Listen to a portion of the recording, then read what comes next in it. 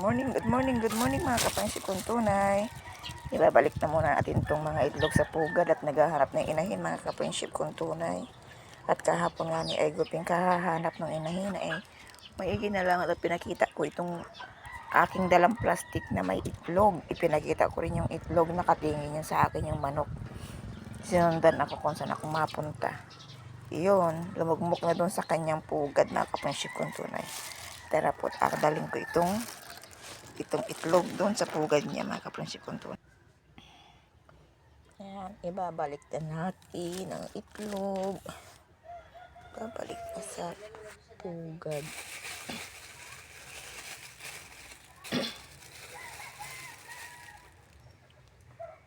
Ayan, madilim.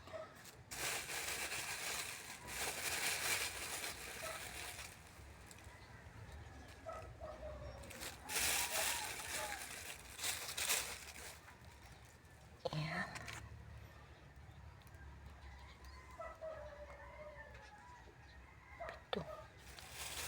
Itong itlog.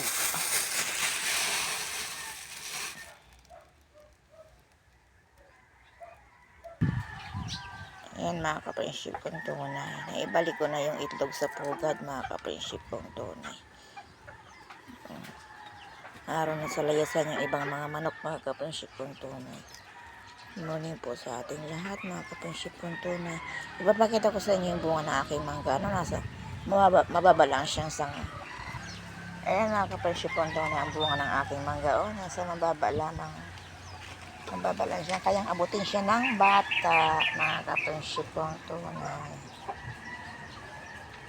Ayan na. Baba ng bunga ng aking mangga.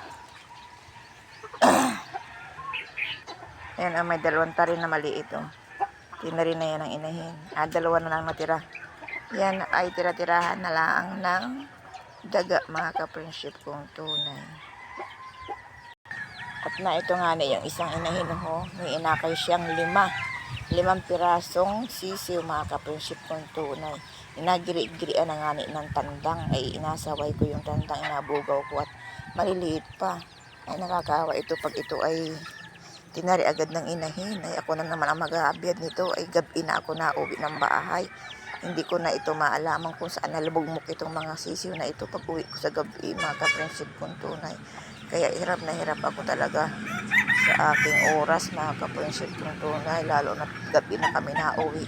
Hindi ko na maintindihan ang aking mga manok. Lalo't yung may mga sisiw mga kaprinsip kong tunay. Ay, hala mga kaprinsip kong tunay. At ako muna ay mag-aabyad na at may pasok na naman mga kaprinsip kong tunay. Saan man kayong dako ng mundo naroon mga kaprinsip kong tunay. Ingat-ingat po tayo. God bless po sa ating lahat. Maraming pong salamat mga kaprinsip kong tunay. Naririnig niyo yung hoy ng ibon. Ganda Ay, hala mga kaprinsip kong tunay. Bye-bye. Next vlog po ulit tayo. Goodbye for now.